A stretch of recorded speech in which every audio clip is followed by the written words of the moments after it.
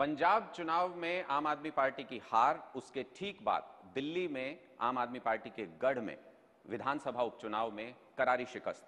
क्या आम आदमी पार्टी की लोकप्रियता का ग्राफ जिस तेजी से ऊपर गया था, उसी तेजी से पार्टी की लोकप्रियता घट रही है? अरविंद केजरीवाल, आम आदमी पार्टी के राष्ट्रीय संयोजक, हमारे साथ मौजूद हैं। अरविंद, पहला सवाल यही कि क्या आम आदमी पार्टी की लोकप्रियता तेजी से गिर रही है? नहीं, ऐसा नहीं है। आज आप दिल्ली के अंदर कहीं भी चले जाइए, एंटी इनकम्बेंसी तो छोड़िए, प्रो इनकम्बेंसी है।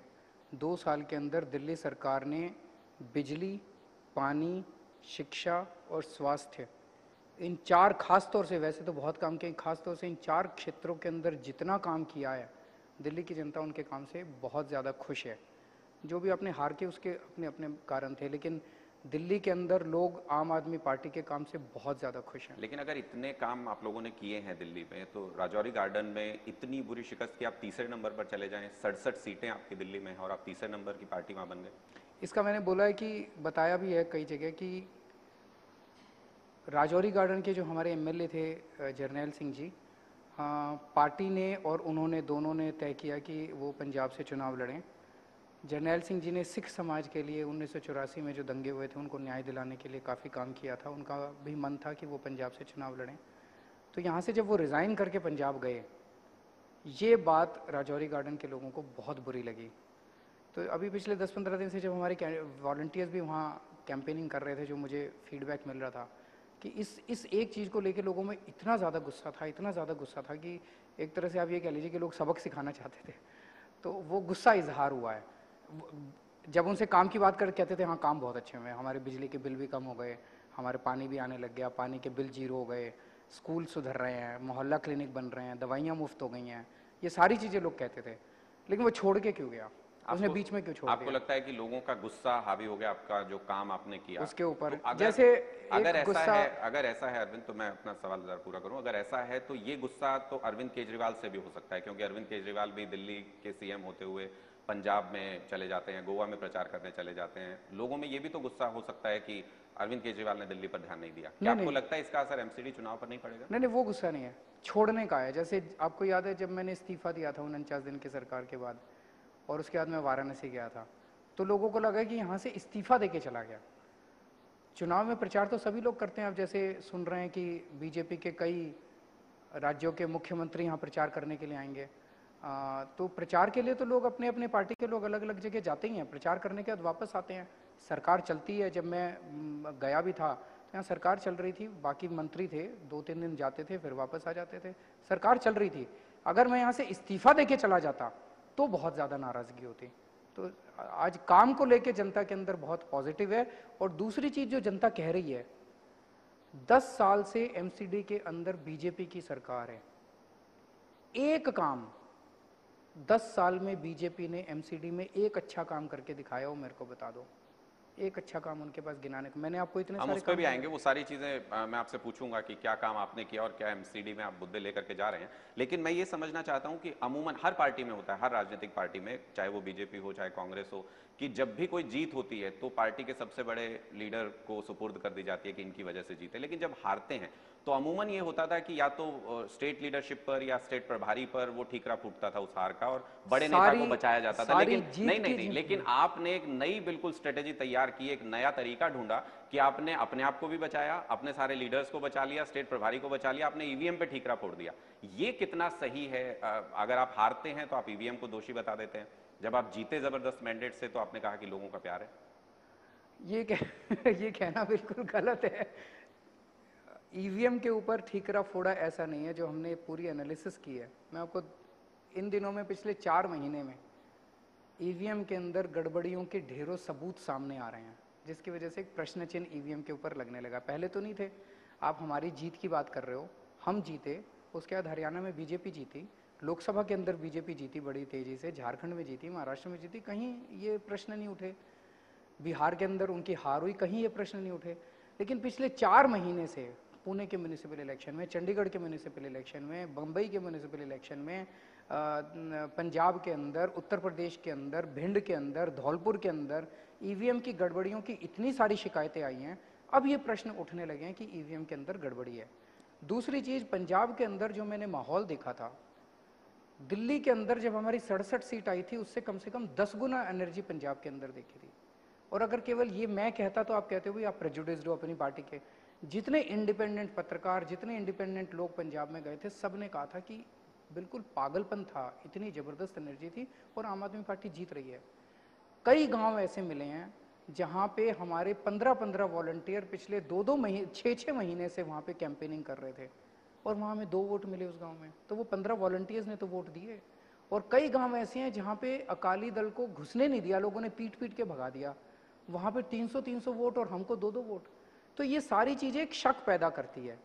और जिस तरह की एनर्जी थी, 20 सीट नहीं आ सकती थी, इन सब चीजों ने, और उत्तर प्रदेश से कई सारे इस तरह के सबूत आए जिसने शक पैदा किए कि लेकिन ईवीएम के अरविंद, अंदर। आप बाय एजुकेशन आप इंजीनियर हैं, आप मुझे ये बताइए कि ईवीएम में ये कैसी गड़बड़ थी कि उत्तर प्रदेश में आप कहते हैं कि उस ईवीएम ने बीजेपी को वोट डलवा दिया और पंजाब में उसी ईवीएम ने कांग्रेस को वोट डलवा दिया, ऐसी कैसी गड़बड़ थी? वो तो भाई, आप जो भी बग होगा सॉफ्टवेयर के अंदर, आप उस बग को जिसके लिए भी एक्टिवेट करोगे कि 1 नंबर वाले को जिताना है कि 2 नंबर वाले को जिताना है कि 3 नंबर वाले को, उसको मशीन को ये थोड़ी पता है बीजेपी कौन है और कैंडिडेट कौन है।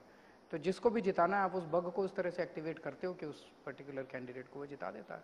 और ये गड़बड़ी आपको लगता है कि जो एमसीडी के जो भी नतीजे आएंगे तो उस वक्त आप क्या कहेंगे? एक बहुत बड़ी शक पैदा हो रहा है। देखिए, दिल्ली के अंदर 2006 से पहले की मशीनें इस्तेमाल की जा रही हैं। 2006 से पहले की मशीनों को इलेक्शन कमीशन खुद अपने रिकॉर्ड्स के अंदर है कि वो कंडम कर चुका है। उनका कहना है कि 2006 से पहले की जो मशीनें थी वो बहुत ज़्यादा प्रिमिटिव थी, उनमें सिक्योरिटी फीचर्स नहीं थे। उत्तर प्रदेश के चुनाव आयोग ने अब कहा है कि हम 2006 से पहले की मशीनें इस्तेमाल नहीं करेंगे।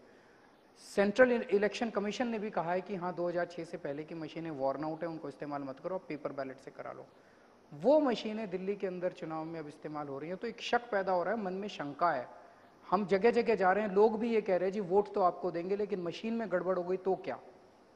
लेकिन आपकी पार्टी की तरफ से बार बार ये कहा गया कि अगर जरूरत पड़े तो इलेक्शंस को डिले कर दीजिए, एमसीडी हमने ये इलेक्शंस कहा को। कि भाई क्या आप, आप लोग लगातार मिल रही हार से कहीं ना कहीं आपको ये डर है कि एमसीडी चुनाव में भी ऐसा ही ना हो, इसलिए आप डिले कराना चाहते हैं दिल्ली में हमने हम आप 7 दिन में करा लो। हमने ये कहा है कि आप वीवीपैट लेके आइए। वीवीपैट का मतलब ये कि जब आप वोट डालते हैं तो एक पर्ची निकलती है जिसको आपने वोट डाला, आप देख सकते हो मेरा वोट किसको पड़ा। सुप्रीम कोर्ट ने 2013 में सरकार को बोला था कि सारी जगह वीवीपैट को लागू करो। वीवीपैट अभी तक लागू नहीं किया गया। तो हमारा ये कहना था कि वीवीपैट की मशीनों से चुनाव कराओ। तो कल चुनाव आयोग, जो दिल्ली के चुनाव आयोग है, उन्होंने कहा कि अब 7 दिन रह गए, 7 दिन के अंदर वीवीपैट की मशीनें लाना इम्पॉसिबल है। तो हमने कहा आपको 15 दिन लगेंगे, 20 दिन लगेंगे, 1 महीना लगेगा, उतने दिन तक आप चुनाव डिले कर दो। कम से कम भरोसा तो हो लोगों को चुनाव के अंदर। अगर भरोसा ही टूट गया तो फिर क्या फायदा। चलिए ईवीएम से आगे बढ़ते हैं और मैं अगर सीधे तौर पर अरविंद केजरीवाल से ये पूछूं कि क्या उनको मोदी का जरूरत से ज्यादा विरोध करना महंगा पड़ रहा है? ऐसा नहीं है, हमने मुद्दों पे विरोध किया, हमारा किसी व्यक्ति विशेष के खिलाफ कुछ नहीं है।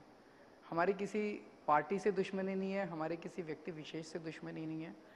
जब जब मुद्दे उठते हैं, उन मुद्दों के प्रति, जैसे स्वच्छ भारत कैंपेन हुआ, हमने समर्थन भी किया। योगा वाला हुआ, हमने समर्थन किया। जब जब अच्छी चीज़ें आती है हम समर्थन करते हैं, जब जब ऐसे लगता है कि ये चीज़ जो है देश के लिए ठीक नहीं है, हम विरोध करते हैं। मुद्दों की बात है। लेकिन क्या आपको लगता है, बहुत से लोग बोलते हैं कि अरविंद केजरीवाल सुबह उठते ही पहला काम करते हैं कि नरेंद्र मोदी पर कोई आरोप लगाते हैं? ये आप लोग क्या थोड़ा एग्जैजरेट करते क्या हैं। आपको लगता है कि नरेंद्र मोदी प्रधानमंत्री हैं, लोकप्रिय नेता हैं और उस नाते अगर आप लगातार उन पर आरोप लगा रहे हैं तो आपकी एक नेगेटिव छवि बनती है उससे? नहीं, ऐसा नहीं है। मुद्दों के ऊपर अगर ठीक मुद्दे होते हैं तो समर्थन करते हैं, गलत मुद्दे होते हैं तो विरोध करते हैं। हमने लगातार आम आदमी पार्टी को देखा कि किस तरीके से विधानसभा चुनाव दिल्ली के हुए, तब आप लोगों ने जैसे कैंपेन किया। उससे पहले केंद्र में मोदी सरकार बनी थी, एक लोकप्रिय सरकार बनी थी, उसके बावजूद दिल्ली में जब विधानसभा चुनाव हुआ तो आम आदमी पार्टी एजेंडा तय करती थी, कोई एक मुद्दा उठाती थी, उस पर बहस शुरू होती थी। एमसीडी चुनाव में ऐसा क्यों नहीं दिख पा रहा है? बीजेपी की ऐड चल रही है एफएम पर, वो सवाल पूछ रहे हैं दिल्ली सरकार से कि आप 16,000 रुपए की थाली कैसे मैं खा सारे लेते जवाब हैं? आज लेके आया हूँ कागज, आप पूछो एक एक तो करके। आप सबसे पहले तो यही बताइए कि आप आम आदमी हैं, आप इतने सादे अंदाज में रहने का दावा करते हैं और उसके बावजूद आप 16,000 रुपए की एक थाली ऐसी पार्टी करते हैं? ये लोग कह रहे हैं, ये झूठ बोल रहे हैं। होता क्या है, मान लीजिए आज मैंने पत्रकारों को बुलाया लंच पे, तो मैं अपने ऑफिस को बोल दूंगा भाई आज पत्रकार आ रहे हैं लंच पे, उसको ऑर्गेनाइज करना। अब वो ऑफिस के लोग अपने तरह से जिसको भी वो देते हैं, जहाँ से भी लंच मंगाते हैं वो मंगाते हैं। इसी तरह से लास्ट ईयर फरवरी के महीने में कुछ पत्रकारों, 2 साल पूरे हुए थे, उनको ब्रीफ करने के लिए पत्रकारों का लंच था। उसके बाद 2-3 महीने के बाद जब मनीष के सामने वो बिल प्रेजेंट किया गया, ये मनीष की फाइल नोटिंग है। मनीष ने देखा, अरे बाप रे, इन्होंने 16,000 रुपये लगाए हैं। तो मनीष ने फाइल पे लिखा है, the rates charged are absolutely unacceptable and beyond all approved norms. Accordingly the proposal to make the payment is not approved since it is. तो मनीष ने रिजेक्ट कर दिया। अब इन्होंने क्या किया, बीजेपी वालों ने बदमाशी करके आधी फाइल लीक करी है। मनीष की नोटिंग लीक नहीं करी कि मनीष ने रिजेक्ट कर दिया, बिल पास ही नहीं हुआ, पेमेंट ही नहीं हुई, 1 पैसे की पेमेंट नहीं हुई है इस पे। आप कह रहे हैं कि इसके लिए पहले अप्रूवल ही नहीं दिया आप लोगों ने? हमने तो कोई अप्रूवल ही नहीं दी। जब बिल मनीष के सामने प्रेजेंट किया गया, मनीष ने बिल रिजेक्ट कर दिया कि ये बिल पेमेंट नहीं हो सकती, ऐसे थोड़ी थाली आती है। लेकिन ये अकेला मुद्दा नहीं है अरविंद, हम एफएम पर भी लगातार जो एड कैंपेन भी देख रहे हैं विरोधी पार्टियों का, वो इसी तर्ज पर है कि क्या आपने 15 लाख सीसीटीवी लगवा दिए, क्या आपने सारी बसों में जो आपने कहा था गार्ड्स तैनात कर देंगे, क्या आपने वो कर दिए?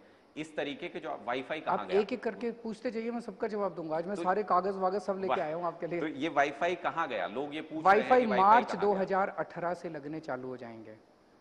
वाईफाई एक बहुत बड़ा, पूरी दुनिया के अंदर एक भी शहर ऐसा नहीं है जो पूरी तरह से फ्री वाईफाई है। बहुत बड़ा काम था, इसके कई सारे फाइनेंशियल मॉडल, कई सारे टेक्निकल मॉडल अवेलेबल हैं, उनकी असेसमेंट हो रही है। कहीं ऐसा ना हो कि हम कई हजार करोड़ रुपए खर्च कर दें और गलत मॉडल अपना लें। लेकिन अब डेडलाइन ये है, मार्च 2018 तक वाईफाई लगना चालू हो जाएगा। सीसीटीवी कैमरे पूरी दिल्ली के अंदर अगले 2 से 3 महीने के अंदर लगने चालू हो जाएंगे, उनकी टेंडरिंग वगैरह हो चुकी है। मैं यही चीज मैं आपसे पूछना चाह रहा हूँ दूसरी कि कंट्रोवर्सीज रह गई है जो लगातार कंट्रोवर्सीज से तो आपका नाता है, वो तो रोज नई वो जेठ कंट्रोवर्सी, मलानी की फीस वो और रोज नई कंट्रोवर्सी एक आम आदमी पार्टी से हम नहीं करते, वो लोग हमारे ऊपर कीचड़ फेंकते हैं। लोग रोज बीजेपी कांग्रेस वाले कीचड़ फेंकते हैं। लेकिन इसमें कीचड़ कहाँ फेंकना हुआ कि आपने अगर अप्रूवल नहीं लिया एलजी से और एक दफ्तर अपनी पार्टी के नाम पर, एक आपने जो मंत्री का एक बंगला था वो अलॉट कर लिया अपने नाम पे और वहां से पार्टी का दफ्तर चला रहे हैं आप लोग? अच्छा, ये बड़ा इंटरेस्टिंग है। ये कानून के अंदर लिखा है कि जो भी स्टेट या नेशनल रिकॉग्नाइज्ड पार्टी होती हैं, उनको सरकार की तरफ से दफ्तर मिलता है काम करने के लिए। कानून में लिखा है, हम नहीं कह रहे। केंद्र सरकार की पॉलिसी है और उसी के बेसिस पे दिल्ली सरकार की पॉलिसी है। दिल्ली के अंदर आम आदमी पार्टी स्टेट रिकॉग्नाइज्ड पार्टी है, 67 सीटें आई। एक ऑफिस हमारा, एक घर जो है वो अलॉट किया गया दिल्ली आम आदमी पार्टी को, वहाँ से वो अपना दफ्तर चला रही थी। वो दफ्तर अब इन लोगों ने बंद करा दिया, बीजेपी ने। कांग्रेस की 0 सीटें हैं। कांग्रेस के पास 4 दफ्तर बीजेपी ने दिए हुए हैं, 4 बड़े बड़े बंगले दिए हुए हैं जिसको वो दफ्तर की तरह इस्तेमाल कर रही हैं। बीजेपी की 3 सीटें हैं, उनके पास 7 बड़े बड़े बंगले हैं जिनको वो अपने दफ्तर की तरह इस्तेमाल कर रहे हैं। तो जिस पार्टी की 0 सीट है उसके पास 4 दफ्तर, जिस पार्टी की 3 सीटें हैं उसके पास 7 दफ्तर, जिस पार्टी की 67 सीटें हैं उसका 1 दफ्तर मात्र था, उसको इन्होंने ताला लगा दिया। अच्छा, चलिए लेकिन फिर भी मेरा ये कहना है कि हम यहाँ दफ्तरों की लड़ाई लड़ने नहीं आए थे। दफ्तर है तो अच्छी बात है, काम करने में सुविधा होगी। अगर दफ्तर नहीं भी होगा तब भी जनता के लिए काम करते इन सारी कंट्रोवर्सीज के बीच में अरविंद, लगातार जो मैं पूछना चाह रहा हूँ वो ये कि क्या एमसीडी चुनाव के लिए आम आदमी पार्टी सिर्फ जवाब देने भर तक रह गई है, एजेंडा सेट नहीं कर पा रही है? एक बड़ा स्ट्रेटेजी फेलियर आप लोगों का है ये? हम तो कह रहे हैं आपका कैंपेन नहीं उस तरीके से चल पा रहा है? क्यों लगातार सरकार के कामकाज पर डिस्कशन हो रहा है, एमसीडी पर नहीं हो रहा है? क्यों ऐसा है? ये तो आप लोग कर रहे हो। एक बार रखो डिबेट का, आज से आप लोग कसम खाओ कि रोज शाम की डिबेट एमसीडी के कामकाज पे होंगे। आप लोग रोज शाम को कभी जेठमलानी की फीस लेके बैठ जाते थे, कभी कुछ लेके बैठ जाते हो। अब इसमें बताओ हम क्या करें? हमने कहा हम हाउस टैक्स माफ करेंगे, पूरी दिल्ली के अंदर जनता में चलाओ जाओ, एजेंडा यही है।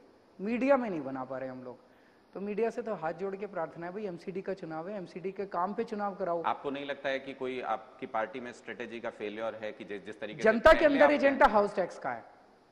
आप जनता में मेरे साथ चलो, भी बाहर चलो, जो पहले 15 आदमी मिलेंगे उनसे पूछेंगे मुद्दे क्या है। मुद्दे जेठमलानी की फीस की कोई बात ही नहीं कर रहा, शुंगलो कमेटी की कोई बात ही नहीं कर रहा, 13,000 की थाली की कोई बात ही नहीं कर रहा, कोई नहीं बात कर रहा। मुद्दे क्या है? सफाई है। बीजेपी, जैसे मैंने कहा कि 10 साल से बीजेपी दिल्ली के अंदर एमसीडी के अंदर सरकार में है। मैंने अपने इतने सारे काम कराए, हमने बिजली के रेट आधे कर दिए, हमने सबसे सस्ती बिजली दिल्ली के अंदर कर दी, पानी मुफ्त कर दिया, सरकारी स्कूलों का काया पलट कर दिया, 2 साल में प्राइवेट स्कूलों को फीस नहीं बढ़ाने दी, दिल्ली सरकार के सारे अस्पतालों के अंदर दवाइयाँ मुफ्त कर दी, टेस्ट मुफ्त कर दिए, इलाज मुफ्त कर दिए। हमने इतने काम गिना दिए। एक मिनट, बीजेपी अपना एक काम बता दे, एक काम जो इन्होंने 10 साल में किया, पूरे दिल्ली को कूड़ा कूड़ा कूड़ा कूड़ा कर दिया। मैं सारे दर्शकों से ये अपील करना चाहता हूँ कि अगर आपने बीजेपी को वोट दिया तो जो आज स्थिति पूरे दिल्ली के अंदर कूड़े की है, गंदगी की है, मच्छरों की है, डेंगू की है, वो स्थिति वैसी ही बनी रहेगी। इसीलिए बदलाव करना बहुत ज़रूरी है। एमसीडी के अंदर बीजेपी को हटा के आम आदमी पार्टी को लाना बहुत ज़रूरी है। आम आदमी पार्टी को जिताने के लिए नहीं, दिल्ली को साफ करने के लिए। अरविंद, अगर सब कुछ अच्छा चल रहा है तो पार्टी के नेता क्यों एक के बाद कौन एक? नाराज है? आपके पहले 2 एमएलए पहले ही नाराज थे, आपके कर्नल सहरावत, पंकज पुष्कर। अब आपके एक एमएलए ने रिजाइन कर दिया, वो बीजेपी में चले गए हैं, एमएलए शिप छोड़ करके बीजेपी में चले गए हैं। इसी तरीके से कुमार विश्वास से रोजाना इस तरीके की बातें आती रहती हैं कि कुछ अंदर गड़बड़ चल रहा है। आज बड़ा दिलचस्प एक वाकया हुआ कि आपने कुमार विश्वास के एक वीडियो को रीट्वीट कर किया। तो मैं ये मानता हूं कि उसकी आपने तारीफ भी की। मैं ये मानता हूं कि आपने वो वीडियो देखा होगा। बहुत अच्छा वीडियो, आप चलाओ इसको टीवी पे। बिल्कुल। तो उस वीडियो में कुमार विश्वास ये साफ तौर पर कह रहे हैं कि दिल्ली में आप भ्रष्टाचार के खिलाफ लड़ने की बात करके सत्ता में आए और उसके बाद आप अपने भ्रष्ट मंत्रियों को अगर डिफेंड करेंगे, चुप रहेंगे, तो लोग सवाल पूछेंगे क्या आप इस बात का भी समर्थन करते हैं कुमार विश्वास की? पहली चीज़, कुमार विश्वास ने जो वीडियो बनाया ये सबको देखना चाहिए। बहुत शानदार वीडियो है। जो राष्ट्रीय स्तर के ऊपर फर्जी राष्ट्रवाद है, उस फर्जी राष्ट्रवाद के ऊपर किस तरह से पाकिस्तान के साथ केंद्र सरकार डील कर रही है, बहुत सारे मुद्दों को उन्होंने उठाया जो सारे ज़रूरी हैं। अच्छी चीज़ ये है कि कुमार विश्वास ने पार्टी पॉलिटिक्स से ऊपर उठ के और उन्होंने सारे मुद्दे उठाए हैं। हमारी पार्टी के भी मुद्दे उठाए हैं, बाकियों के भी मुद्दे और उठाने चाहिए। जो आपकी पार्टी के उठाए उनसे सहमत हैं? उन पर कहीं ना कहीं आप लोग सोच नहीं, रहे हैं? उन्होंने मुद्दा उठाया, अब मेरा फर्ज बनता है उसका जवाब देना और मैं जवाब दे रहा हूँ। आपने मेरे से क्वेश्चन पूछा, मैं जवाब दे रहा हूँ। हमारी अकेली पार्टी है जिसने अपने 2 या 3 मंत्रियों को, जब भी कोई प्राइमा फेसी स्ट्रॉन्ग एविडेंस आया, हमने उनको तुरंत उनको हटा दिया और उनका केस सीबीआई को भेज दिया। अकेली पार्टी है, मीडिया ने नहीं उठाया, दूसरों ने नहीं उठाया, विपक्षी पर हमने खुद करा। भ्रष्टाचार के साथ किसी किस्म का समझौता नहीं करते। अब ये जो केसेस आए हैं, मनीष सिसोदिया पे 3 एफआईआर कर दी। क्यों कर दी? मनीष सिसोदिया ने दिल्ली के सबसे बड़े शिक्षा माफिया के ऊपर अटैक किया है। जितने ये बड़े बड़े स्कूल है जो डोनेशन लेते हैं लाखों करोड़ों रुपए के, ये कौन है? ये सारे बड़े बड़े नेताओं के स्कूल हैं। 2 साल से मनीष ने इनको फीस नहीं बढ़ाने दी। ये सारे दौड़े दौड़े गए और इतने बड़े बड़े लोगों से मनीष ने पंगे लिए हैं। उन्होंने मनीष के ऊपर 3 सीबीआई के केस करा दिए। सतिंदर जैन ने ड्रग माफिया के ऊपर और ठेकेदार माफिया, 5 किस्म के माफिया के ऊपर हमने अटैक किया पिछले 2 साल में। दवाइयों का माफिया जो फर्जी बिल लगाता था सरकारी अस्पतालों में, खत्म कर दिया। ठेकेदारी का माफिया जो ठेके पीडब्ल्यूडी में ठेके लेता था और बढ़ा चढ़ा के बिल भेजता था, उनके सबके बिल कम करा दिए, ठेकेदारों का माफिया खत्म कर दिया। टैंकर माफिया, दिल्ली की 309 कॉलोनियों में पानी पहुंचा दिया, वहां पे टैंकर 0 जाते हैं। शिक्षा माफिया जो कि बड़े बड़े स्कूल जो फीस बढ़ाया करते थे और मनमानी करके जानबूझ के सरकारी स्कूलों को, शिक्षा माफिया को खत्म कर दिया। बिजली कंपनियों का माफिया। अब ये बहुत बड़े बड़े लोग हैं, इन्होंने हमारे ऊपर सीबीआई की रेड कराई, सीबीआई के केस थोप दिए, झूठे मूठे केस थोप दिए। ये हमें तोड़ना चाहते हैं, ये हमें झुकाना चाहते हैं कि किसी भी तरह से कुछ भी करके इन लोगों को खत्म करो। लेकिन हम सच्चाई के रास्ते पे चल रहे हैं, ऊपर वाला हमारे साथ है, हम टूटने वाले नहीं, हम टूट नहीं रहे इनसे, यही सबसे बड़ी प्रॉब्लम हो गई। तो ये सारे झूठे केस हैं। जब भी कोई केस आता है मैं देखता हूँ उसके बारे में कि इसमें कुछ सच्चाई, अगर कोई गड़बड़ निकले मैं तुरंत उसके खिलाफ एक्शन लेता हूँ। कुमार विश्वास से कोई नाराजगी नहीं है? कोई नाराजगी नहीं है। वो आप पार्टी तो छोड़िए, वो मेरे परिवार का हिस्सा है, हम दोनों के पारिवारिक रिश्ते हैं। मतलब पार्टी छोटी चीज है, हम दोनों के पारिवारिक रिश्ते हैं। आप लोग रोज हमारे बीच के अंदर कोई केजरीवाल पे साधा निशाना फलाना ढिमका, अरे यार एक आखिरी चीज, कल को कह दो कि मेरी बीवी ने मेरे ऊपर साधा निशाना। एक आखिरी चीज अरविंद की, जिस तरीके से पूरा कैंपेन चल रहा है एमसीडी चुनाव का, पर मेरी रिक्वेस्ट ये है कि कुमार का वीडियो जरूर चलाइएगा, सारे देश के लोग देखें कुमार कि कुमार ने किस पे निशाना साधा है। बिल्कुल बिल्कुल, वो जरूर देखना चाहिए और लोग देख भी रहे हैं सोशल मीडिया के माध्यम से। लेकिन मैं जो आखिरी चीज आपसे पूछना चाहता हूं वो ये कि लगातार जो एमसीडी का कैंपेन चल रहा है और उसमें लगातार सरकार के कामकाज पर, दिल्ली सरकार के कामकाज पर चर्चा हो रही है, आम आदमी पार्टी क्यों ये उम्मीद कर रही है कि लगातार मिलती हार के बीच एमसीडी चुनाव में क्यों आपको क्योंकि उम्मीद दिल्ली नजर की आती है? जनता एक तरफ बीजेपी के देख रही है कि अगर बीजेपी को वोट दिया तो कूड़े की स्थिति एज इट इज बनी रहेगी, बदलाव की जरूरत है। आम आदमी पार्टी को वोट दिया, आज मैं आपके दर्शकों को बोल रहा हूँ, 1 साल के अंदर दिल्ली चमका के दिखा देंगे, आपका हाउस टैक्स माफ़ करेंगे, 1 साल के अंदर एमसीडी को प्रॉफिट में ला के दिखा देंगे। लेकिन लोग कहते हैं कि आप डरा के वोट लेना चाहते हैं, आप कह रहे हैं कि अगर बीजेपी एमसीडी में जीत गई तो बिजली पानी महंगा कर देंगे, पर ये ये कैसे सबूत करेंगे? है उसका। सीनियर नेता बोल रहे हैं, बीजेपी के सीनियर नेता बोल रहे हैं। क्या हुआ है कि जब से हमने बिजली के रेट दिल्ली में कम किए हैं, जैसे दिल्ली के अंदर अगर आप 400 यूनिट बिजली इस्तेमाल करते हो आपका 1370 रुपये का बिल आता है। गुजरात में 400 यूनिट बिजली इस्तेमाल करते हो 2700 रुपये का बिल आता है। बम्बई में 4000 रुपये का बिल आता है। बेंगलोर में 2600 रुपये का बिल। तो ये देश की सारी बिजली कंपनियां इकट्ठी हो गई हैं, वो अपने अपने स्टेट में अब रेट नहीं बढ़ा पा रही, क्योंकि वहाँ लोगों के आंदोलन शुरू हो गए। दिल्ली के अंदर अगर बिजली सस्ती हो सकती है, उधर क्यों नहीं हो सकती? अब इन्होंने किसी भी तरह से इन्होंने प्लान बनाया है कि दिल्ली के अंदर बिजली के रेट बढ़ाओ। कैसे बढ़ाएं? तो इन्होंने प्लान कराया, अगर दिल्ली के अंदर एमसीडी में बीजेपी या कांग्रेस आ गई, दिल्ली सरकार से बिजली पानी विभाग छीन के एमसीडी को दे देंगे और उसके जरिए ये बिजली और पानी के रेट बढ़ाएंगे। 1998 के पहले ऐसा ही होता था।